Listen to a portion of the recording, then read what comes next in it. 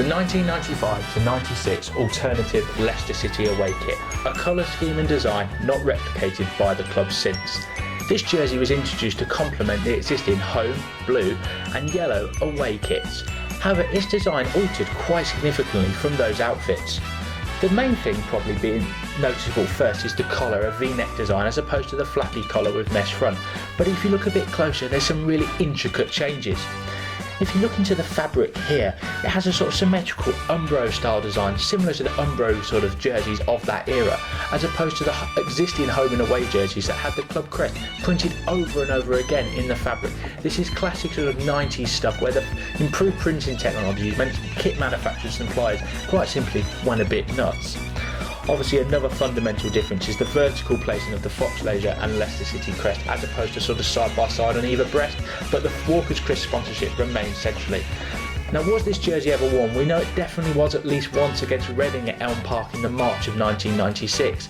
Was it worn again? Maybe a couple of times in other fixtures, which is surprising despite its rare appearances on the pitch that contemporary this shirt remains so popular and much sought after by so many City fans.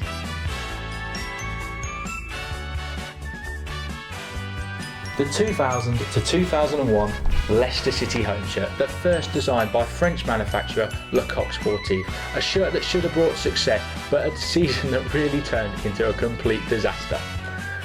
They were in Europe in September, they were top of the Premier League in September, but by December they were fourth. By March 13th, they lost 8 games in a row. They lost in the FA Cup to lower league Wycombe Wanderers, a team they'd beaten 3-0 pre-season. So why is this shirt such a classic? Well, it's the last that featured Walkers as the club sponsor. It was, as I mentioned, the first designed by Le Coq Sportif. But this particular jersey I'm holding right now features the Mancini 10 printing, the iconic Roberto Mancini playing 4 games for the Filbert Street club. How?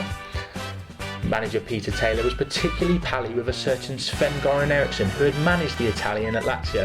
A few phone calls later, with Roberto keen to make a mark in English football at the end of his career, the club had their second oldest debutant sporting this jersey. In terms of technicals, the jersey didn't feature many changes from the previous Fox Leisure designs. Perhaps most noticeable is the collar, a flat design replaced with a ribbed effect that also was replicated on the away jerseys, which was basically a change of this, a white to blue sort of switch.